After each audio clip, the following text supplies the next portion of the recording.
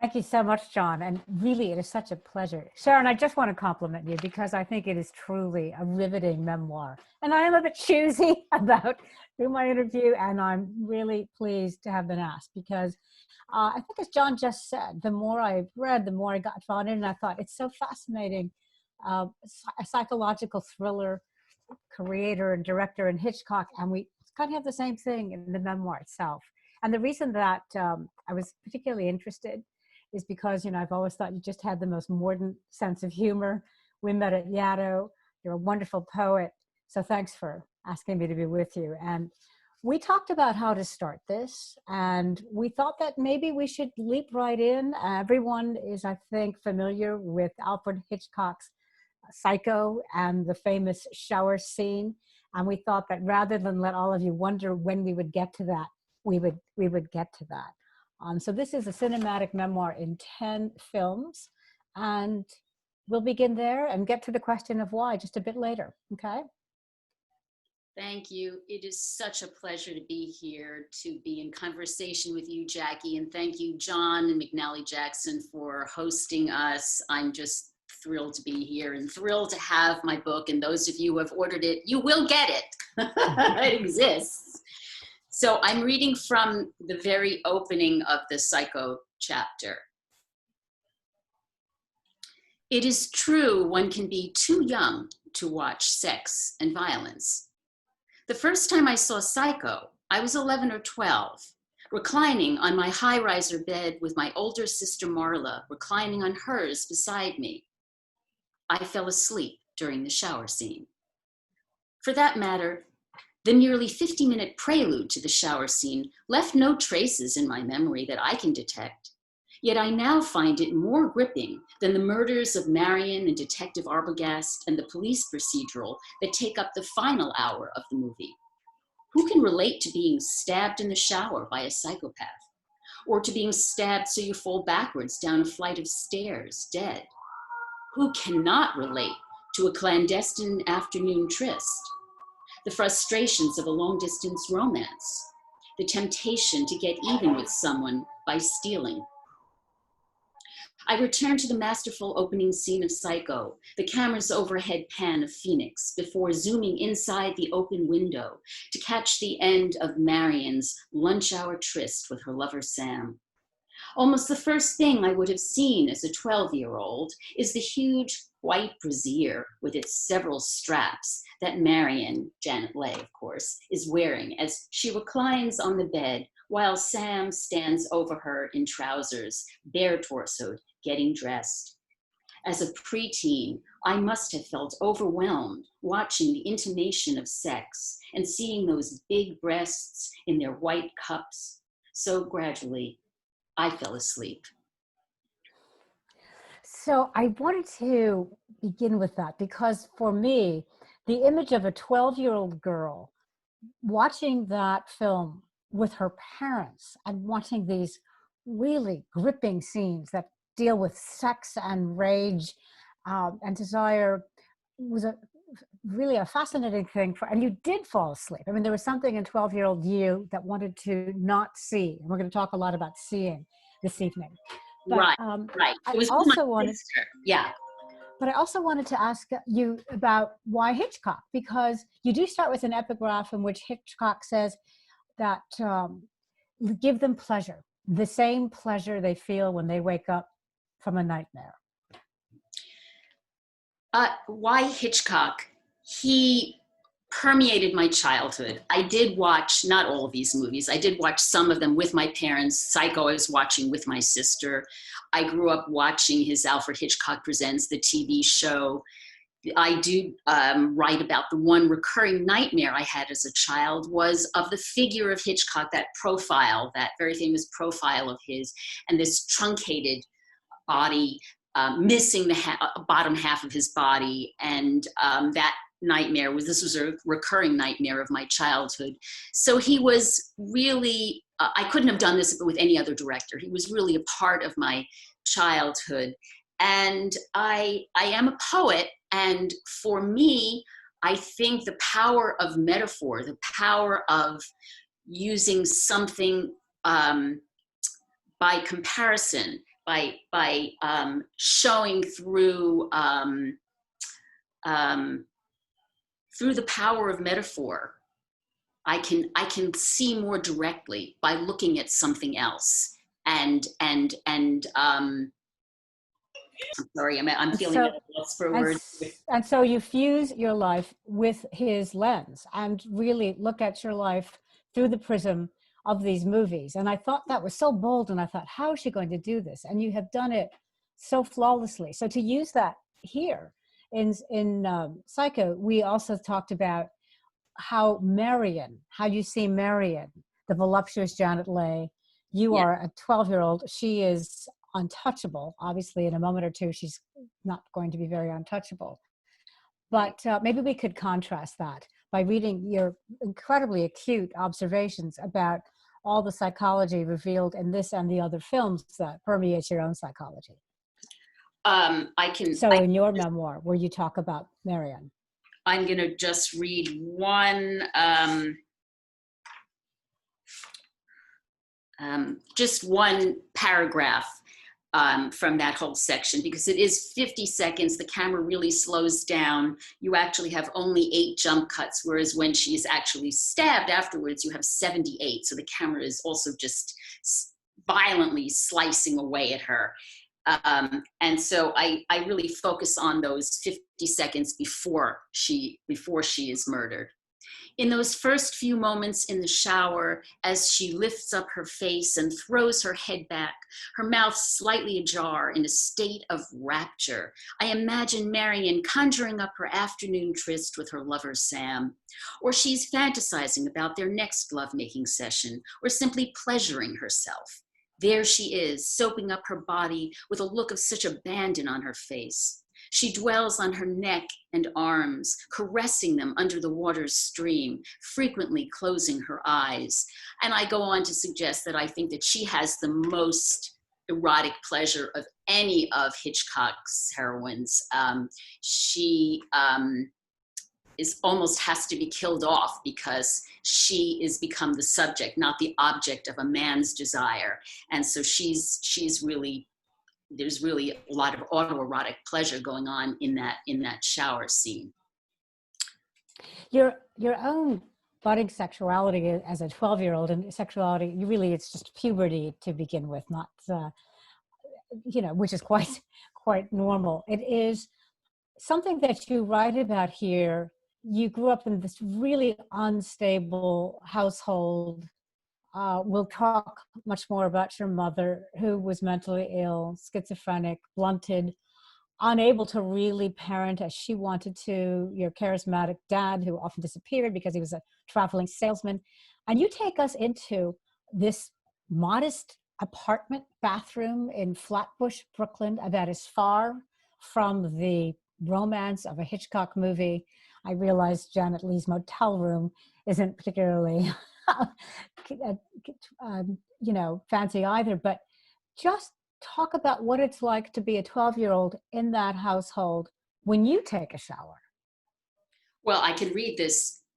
You want me to read this? Yes. This? Yeah, I mean, this is what I call my shower scene.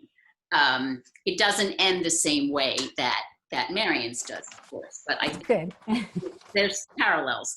Okay, so this is my shower scene. I'm 12 years old, taking a shower one evening after dinner in the sole bathroom in my family's small rented Brooklyn apartment. The bathroom walls are covered by dull Pepto-Bismol pink tiles that come up to about chin height, rimmed by a row of black tiles. I have already pushed in the tiny button beside the doorknob to lock the bathroom door. I like my privacy. I enter the stall shower with its translucent bevel glass door. I love the way it clicks shut and I'm sealed in a dank, slightly mildewed space, sealed in with the ivory soap and Breck gold shampoo, free to touch myself all over, free to sing with the reverberant echoes so it feels like I'm mic'd. Now the spray begins and I wash my hair first, rinse it out, then wash it again. This is my weekly routine. Then I am soaping myself up. The year is 1968 and I am singing, "Come on baby, light my fire." Not the Jim Morrison version, but Jose Feliciano's much smoother version, mellower, as my friends and I like to say, mellow yellow like Donovan. I have a skinny, skinny body and I like it that way. After washing my hair, I soap up my neck and arms, then my breasts, the non-existent little nubbins they are. Only this time, I feel something strange, something that is not supposed to be there. Inside each breast, beneath the nipple, I touch a hard, flat stone. This is it. I'm dying. I'm 12 and I have breast cancer and I'm going to die. I start to cry and cannot stop. I'm sure I never felt these flat, immovable lumps before. I check again. Yup, they're there, like small, flat, chipped pieces of sidewalk slate. Are they new? How can I have missed them before? Shows you my level of naivete. And you call in your mother, and she is pleased to be able to be maternal. And she tells you, you know, this is all normal and you're developing. You're and developing, as she said. Developing. You're going to be a woman. Womanhood was not so easy for your mother. But in college, she had been someone else. Her name was Selma. Tell us about Selma. She's a through line throughout this memoir. In some ways, this book is really memory retrieval, my attempt to know her. And it was very difficult to know her because for most of my life, she was either in and out of mental hospitals or she was so drugged up that she was really like a zombie. She was like a sleepwalker. And so I had to do some excavation. I looked at photos of her. She was in the center of a social circle. She was vivacious. She was outgoing. She had several boyfriends. She had several proposals. I remember her telling me once. And she was studying Romance languages. And she was at NYU, in fact, and finished her sophomore year. And that's when she had her first breakdown and had to leave college. And things changed after that. But she did seem to have a life of the mind, and I received a notebook and some sheaf of papers from her, actually, from my dad after she died, and she was even writing poems, and she was writing essays, an essay about the benefits of socialized medicine. This would have been in, I think, about 1950. This was after she was already married. So, she had reading lists. She wanted to read Finnegan's Wake. So there was this life of the mind, which was then crushed due to her illness and then the medication. She was really over-medicated. Well, and not only, of course, the illness itself, you have a scene where she kind of kidnaps you and your sister from a movie theater, but the medication, the obliteration. And I think for a lot of us who've grown up with a mentally ill parent, particularly a mother, particularly in those times, the response of the medical community was basically to obliterate symptoms. And if that happened to obliterate the personality too, then so be it. But you talked about how in your family, a little bit unlike mine, because I'm from a very small town, and where you couldn't keep secrets, you did keep this a secret, even from your friends. Yes, and again, that's the way in which I was able to use the movie. The first few chapters are really about The Lady Vanishes. The Lady Vanishes. And if you remember that movie, well, first of all, there is Iris, and there's this sense of urgency. She must find this woman who I believe was quite maternalistic towards her. Because again, she's hit on the head by this planter that was meant to kill Miss Freud. But just back up a tiny little bit there for those who might not have seen it recently. Just take us a little bit to the setting of The Lady Vanishes and name these players, Iris and Miss Freud, and what's going on. Just paint a picture. Well, Iris is again this young woman who is a wealthy woman who is about to go back home to be married. They're in some Middle European village in the middle of nowhere. We never know quite where. And I think this is 1938, And there's the rise of fascism going on. I think that's the political allegory that's going on in this movie.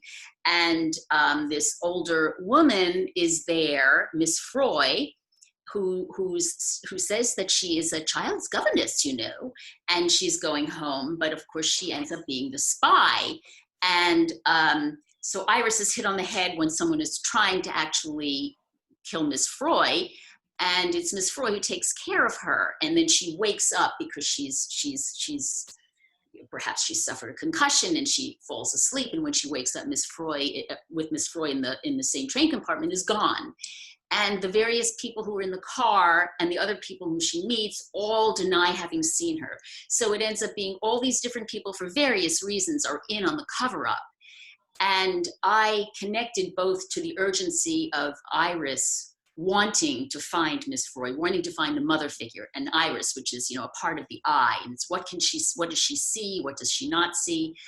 And also I connected to that sense, that part of myself which tried to cover up the fact that my mother was schizophrenic, because there was a huge stigma. There still is a stigma, but I certainly felt this was a tacit idea. No one said to me, "Don't tell anybody." I knew I should not reveal that my mother was schizophrenic.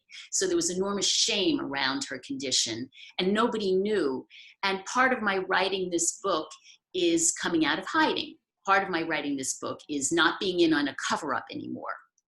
And exploring, so I both identify with the people who are doing the cover-up, and I'm also identifying with Iris, who is trying to find her mother figure, who's trying to find Miss Froy.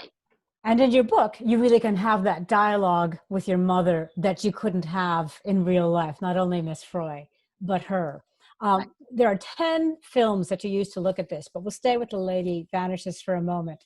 And would you do a reading? I think you're going to begin on page 33. And again, I love the way that you've woven these films so seamlessly. You're going to take us into Kings County Mental Hospital. Your mom's had electroshock therapy, the old kind, which is very severe. Your dad takes you and your sister to see her. It's the only time that you'll be visiting her. And it was heartbreaking to me to read this. And I was about 7 years old. So she is my lady who vanished. Her thin, light brown hair is brushed and parted to the side. She is wearing her hot pink lipstick, and her small blue eyes fix me with a maniacal, moist stare before she comes to life. This usually quiet, slow-moving woman, the words tumbling out of her faster than I had ever heard her speak. "Sharon, honey, I missed you so much. You know what they did to me today? They stuck something in my tushy so I could go to the bathroom. And yesterday they put electric wires in my head, and it was terrible. You can't believe what goes on here." I sit there frozen, not knowing what to do or say. Mommy still sounds like mommy, but speeded up like a 45 RPM record played at 78. She leans in towards me, fishing something out of the pocket of the apron she wears over a green hospital gown. She holds out her right hand, which curves in, as though her fingers have tight webbing between them and are stuck together. "Here, Sharon, I made something for you. I want you to have it." She puts something in my hand, cool to the touch, the size of a Benjamin Franklin $50, but much thinner. I'm too frightened to speak, so I look down. A circular copper pendant with a muddy enamel swirl of greens and pinks fired into it sits in my palm. "I made it special for you. You know, I want to get out of here and go home with you." Now I'm going to jump. For 50 years, I have held onto this fired copper medallion, never able to wear it, never able to throw it away.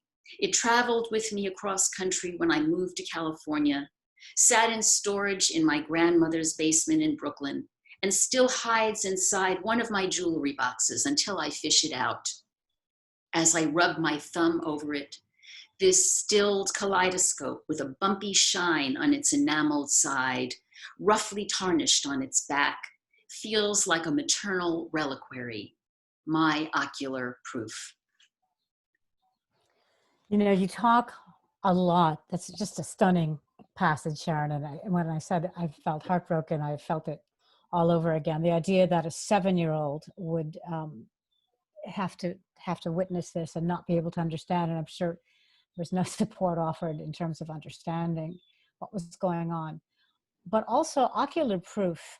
And that is something that you wish you had with conviction. It betrays you over and over again. We think we have it in Hitchcock films, and we find the reveal is not what we thought it would be Right. over and over again.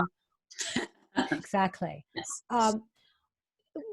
You're wearing this necklace tonight that your mother was your mother's. It's beautiful.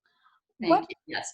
What does it say about trusting one's perception to have a parent like this? And what do you think you learned or didn't, or had to unlearn about trust and its liabilities from her and from the family situation, not just her?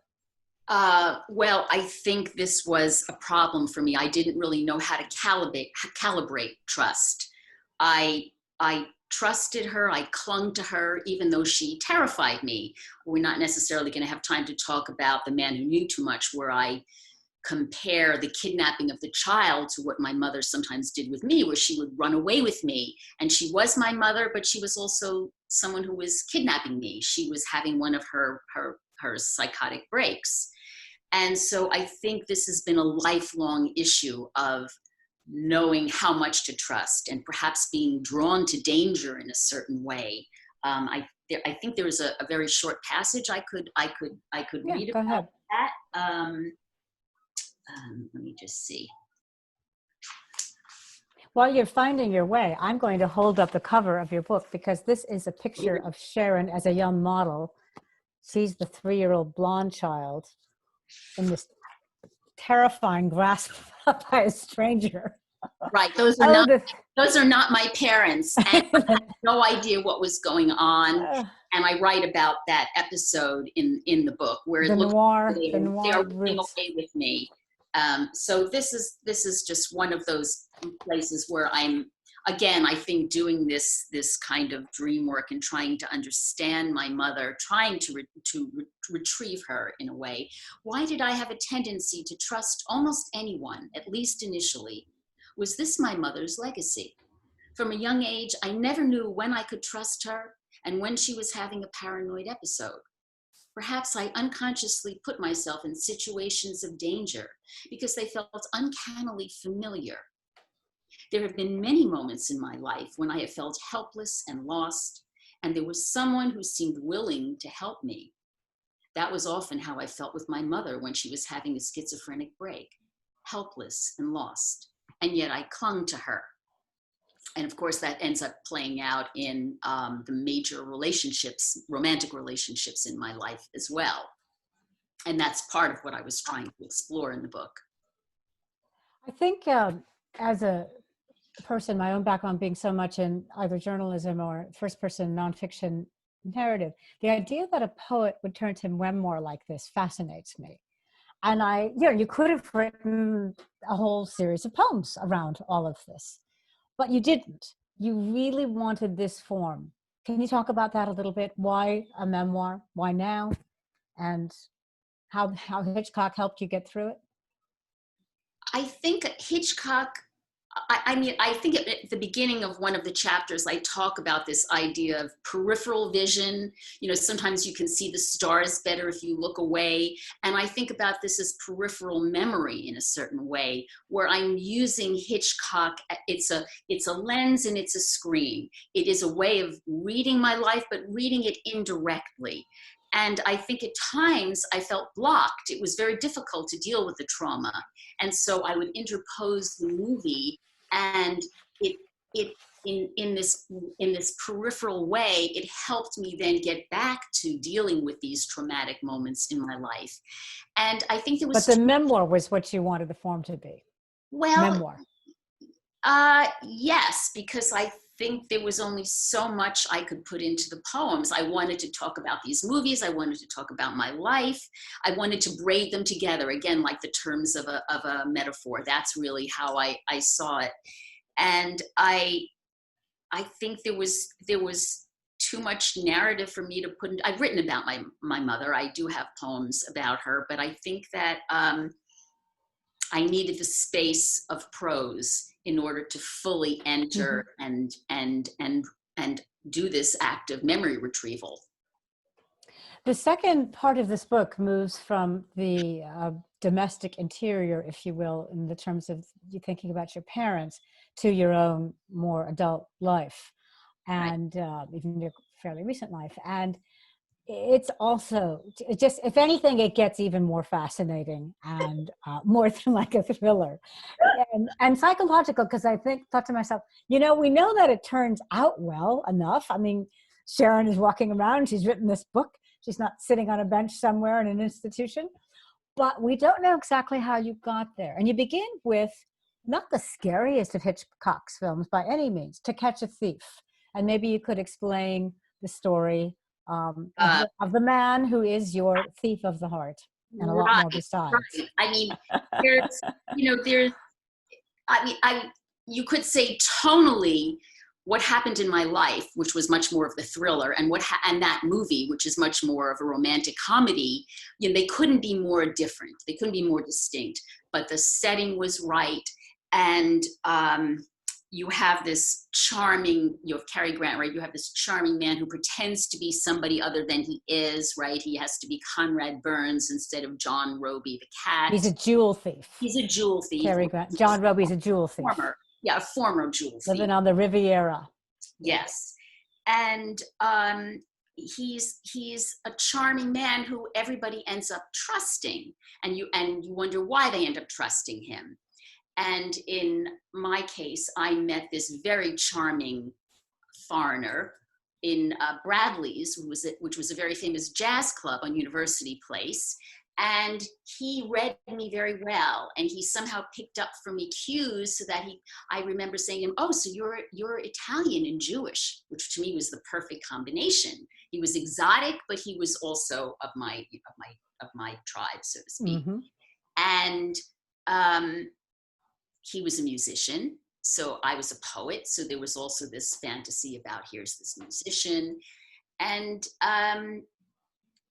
it took me quite a while to realize that everything about him was a lie, that he was completely duplicitous, that he was a pathological liar. He was you can call him a sociopath, absolutely everything. And even when I would come upon the lies, I would somehow overlook them and still continue with him. But let's unpack that a little bit in the delicious way that you do. In the whole time, I can't remember the name of the character in the film, but it's Grace Kelly anyway, who's trying to seduce Cary Grant, John Roby. Francie, yes. And she's an heiress. You're not. You're a poor poet. This man is a waiter by night and a clarinet student by day. You're going to have a fabulous life together. You just know it. You have page 134, I think, or wherever it was. Maybe it was 139. Read us a little bit about who this is and what happens to the two of you. It's kind of almost a send-up. Of course, it isn't. Well, there's the epigraph where there are these uncanny coincidences, or I can move on to just the portrait of him.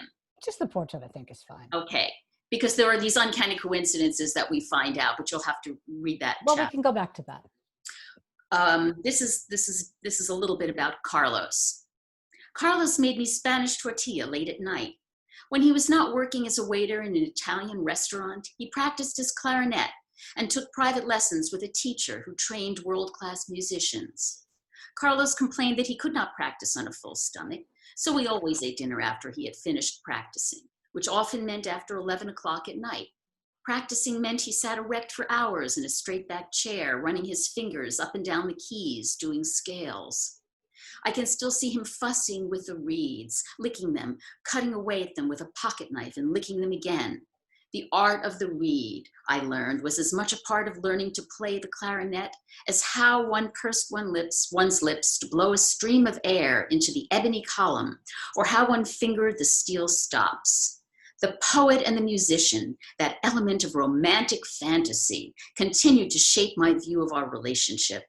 In my notebook at the time, I wrote, "This dream I am calling our life together." In another, Our bodies, the arched bow of an instrument the other has become. And I have heard you play, though there were no notes to catch, and in my breath is a reed, and in yours are the stops. At making tortilla the traditional Spanish way, with eggs and potatoes baked in the oven, Carlos was an expert. Also, as I slowly began to see, at concocting lies. I love that passage because it's so intimate. I mean, talk about carnal knowledge, but then also the element of taste, and then what you don't know. Not only is he making this tortilla, but this pastiche of lies. Maybe you do you want to read the epigraph about John Roby, the cat, the jewel thief, and why that was so perfect for this particular episode in your life? Well, you have the Lloyds of London detective speaking with Roby, and he wants to understand how Roby got into his life of crime. And so this is H.H. Hewson. You know, I thought you'd have some defense, some tale of hardship.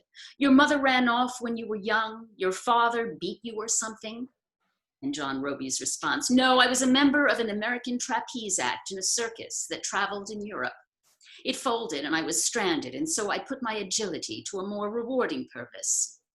And what was so uncanny for me when I heard that, which I'd never heard before, would have taken note of before unless I was writing this memoir and writing about this particular time of my life, was that in fact, Carlos's father did beat him.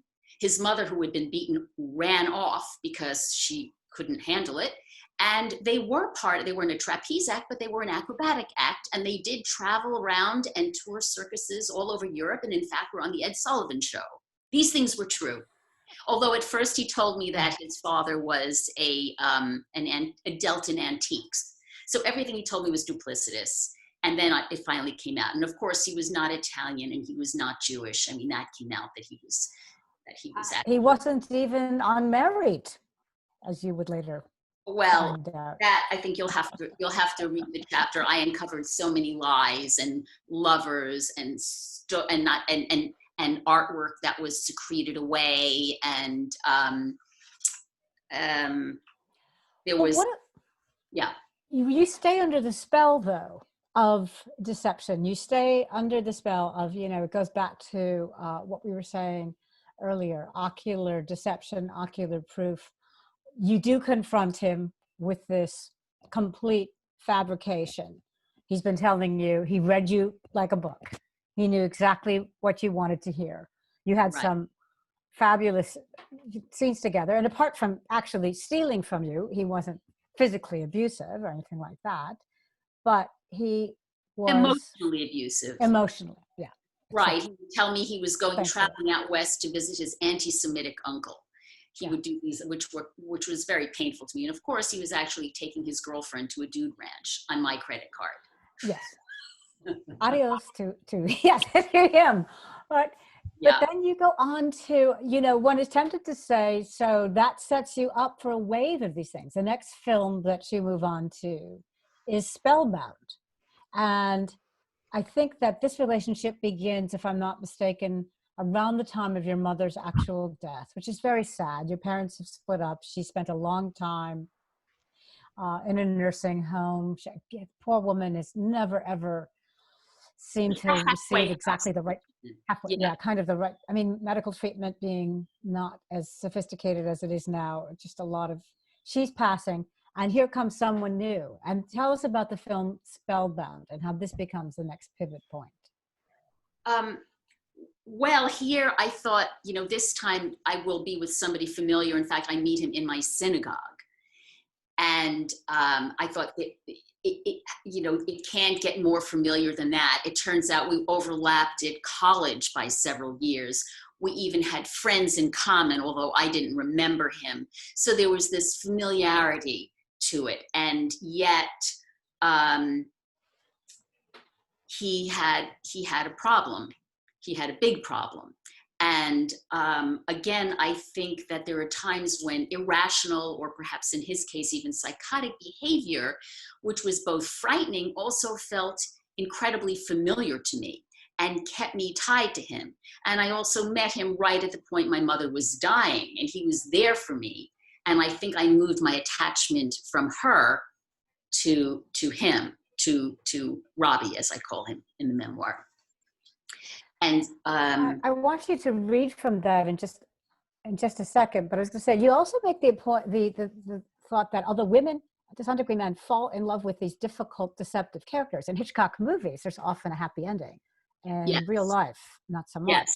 Yes, and sometimes I wonder if it didn't sort of set me up, because of course in Spellbound, Constance, she's the doctor and she's taking care of, this is, Ingrid Bergman and Gregory Peck, and he's this disturbed doctor who comes there and has amnesia and thinks he is somebody else, and has these psychotic breaks. And he even has this violent moment where he's walking down the stairs in a kind of fugue state with an open razor.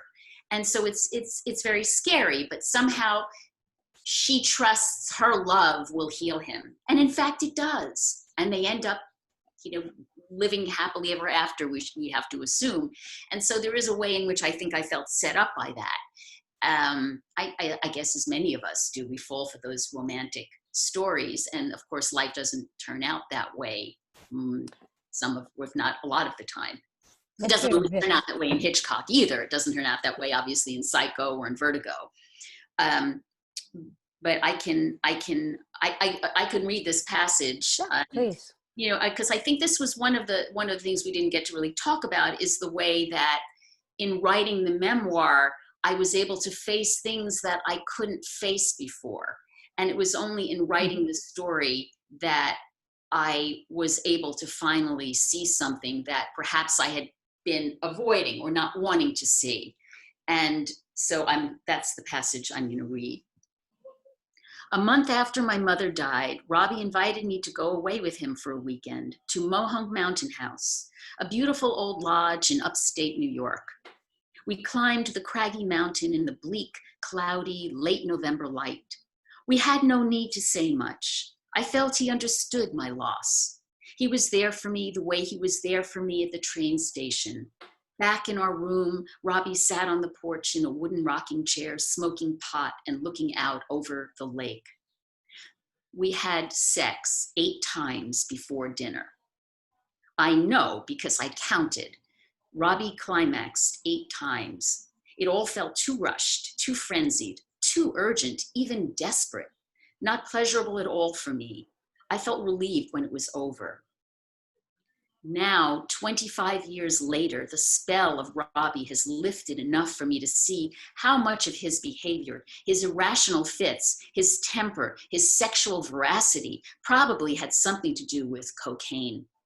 He must have been high on cocaine or experiencing withdrawal from it. He told me he had quit, and I believed him. But coke is colorless, tasteless, and odorless. He could have been doing coke in my presence without my ever being aware of it. At Mohonk, had Robbie dipped into the bathroom and snorted some coke?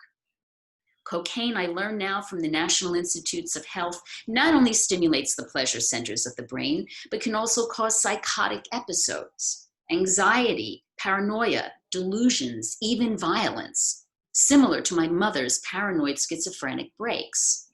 Is that why it has taken me so long to see it? Do we become blind or inured to the things we are most familiar with?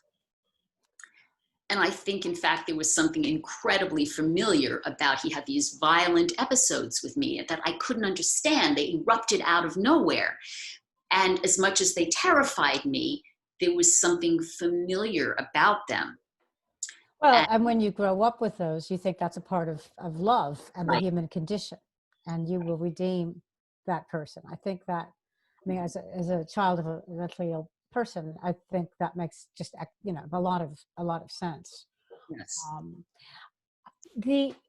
Was there a specific, it all works so neatly in terms of structure and storytelling.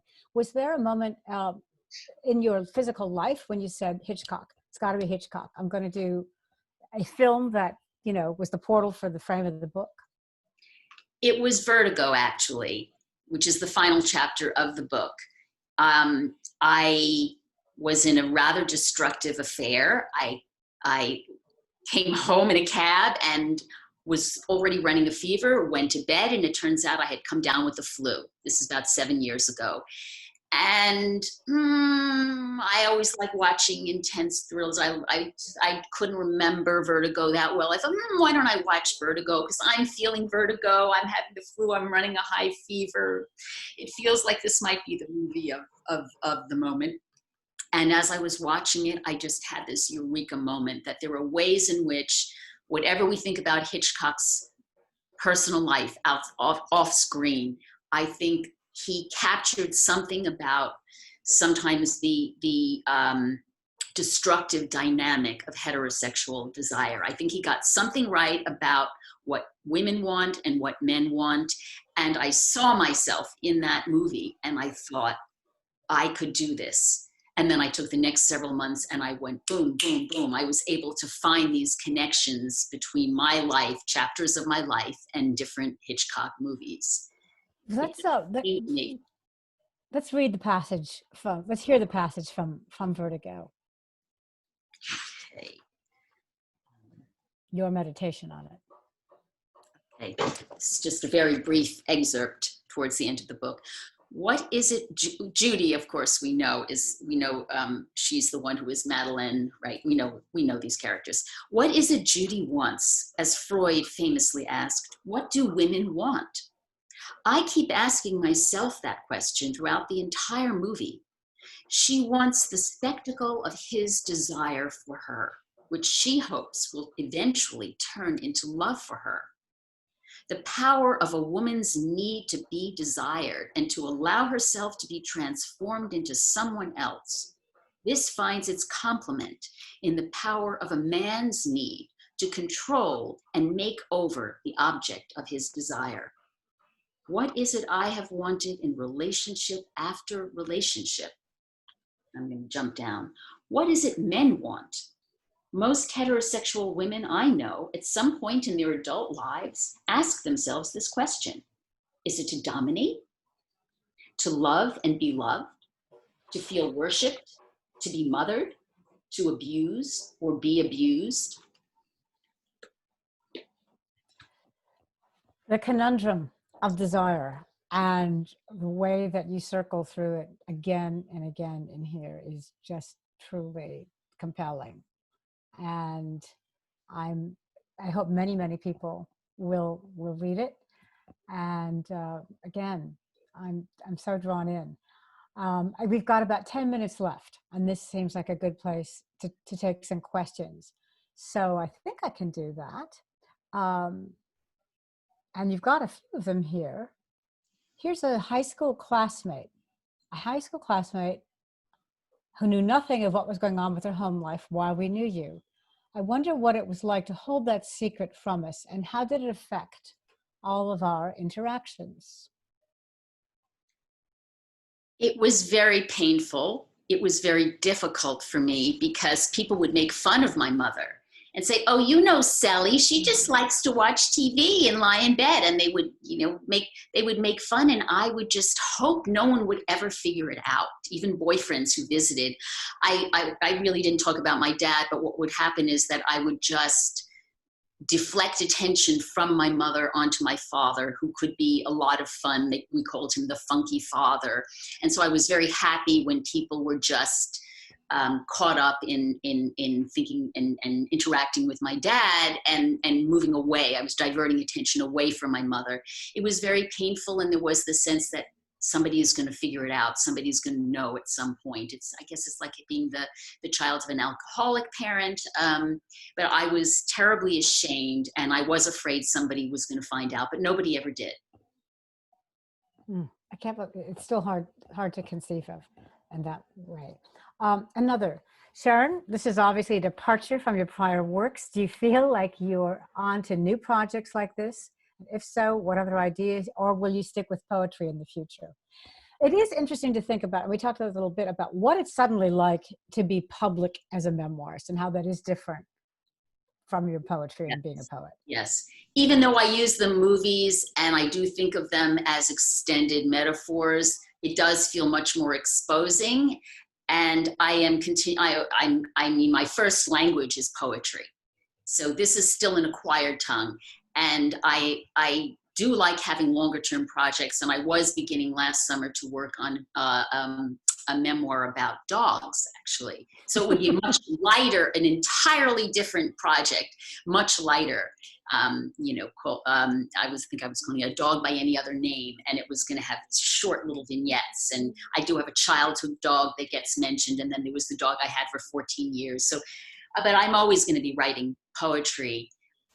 This project just seized me. I did want to write about my mother many years ago, but to write about it too directly as the daughter of a schizophrenic mother it had been done before, it seemed dull. I needed the creative challenge.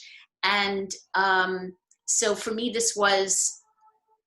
it's an erotic enterprise, and it's a creative challenge. And as I say at the very end, I can't necessarily heal the wound, but I can suture it with gold. I was able to create something, I hope, that was beautiful out of it. But again, I thought I could do it in a much more unique way by using the Hitchcock lens and playing off of different movies in each chapter. Well, and you absolutely have. And I also think that you had a line we were speaking earlier today that I thought, I'm going to have to steal that for my next memoir. That being a memoirist is learning to live your life with the shades up. Right, because we didn't talk about Rear Window, and I hated the fact that people could spy on me, and I felt out of control. And in some ways, writing this memoir was, yes, living with the shades up. And here we are. I think Rear Window really captures our cultural moment, where we're all in our little boxes, and sometimes people don't turn on their camera, but I know that I'm busy looking at everybody's little window. We're all in a voyeuristic age right now, checking out each other's spaces. It's very much. Since we're talking about looking, I feel like I would be remiss in not telling you that you've got about 10 comments here in which people say you look great. A lot of support out here in the looking department. Fabulous, and you look great. Profound and thought-provoking, you look great. But look, why not, right? And I think too, what we look at it's also what we don't, what we choose to leave out, what we overlook. There's looking and there's overlooking, and resurrection. And I think that to me, this book works as both. I mean, it makes me want to see more Hitchcock movies. A number of people are talking about that, and boy, what a great excuse, right? Yes, go ahead, buy the book, and then watch the movie, read the chapter, and see what you think.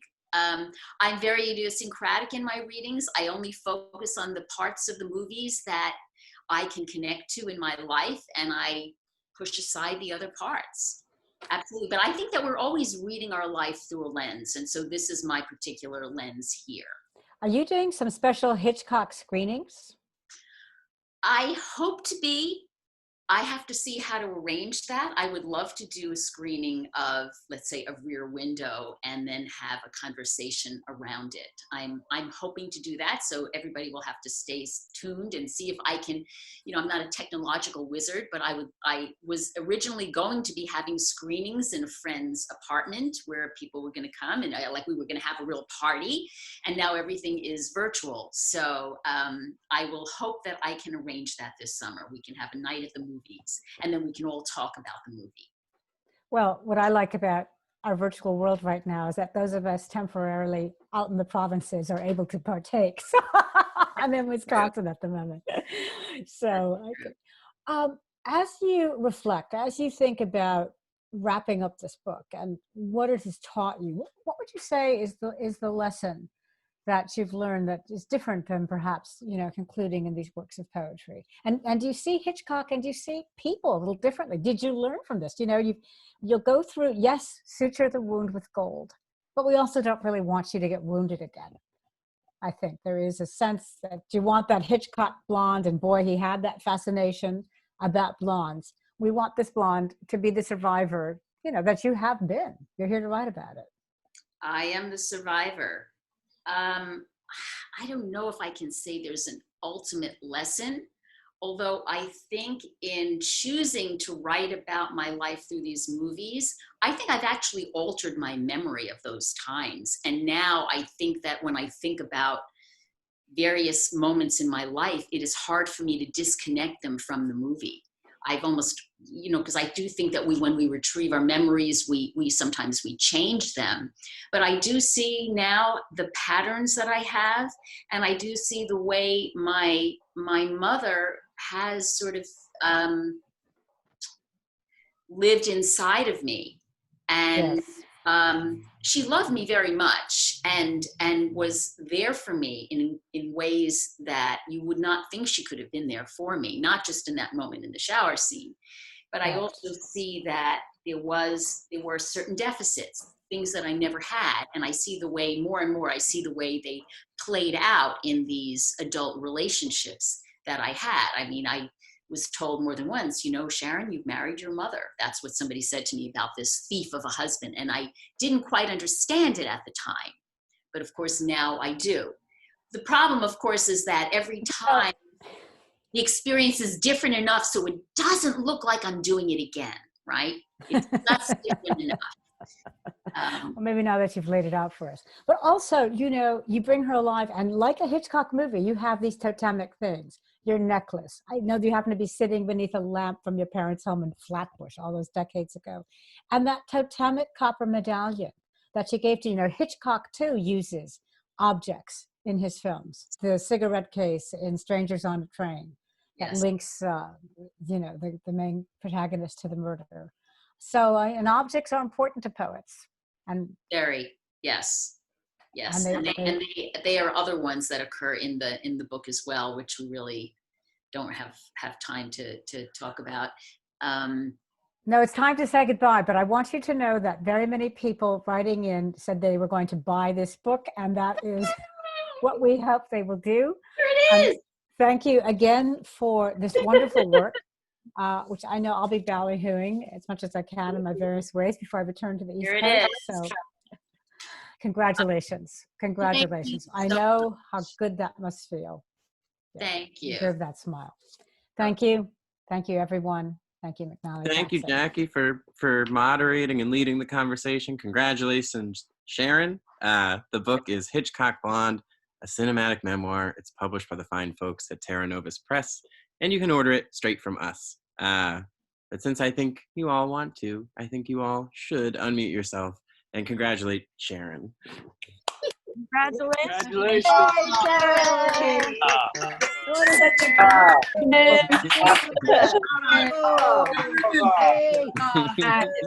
do I buy the book? Way to go, Sharon. Congratulations. Sharon. Fantastic. And thank you to everybody for joining really us. incredible. Bravo. Bravo. Bravo.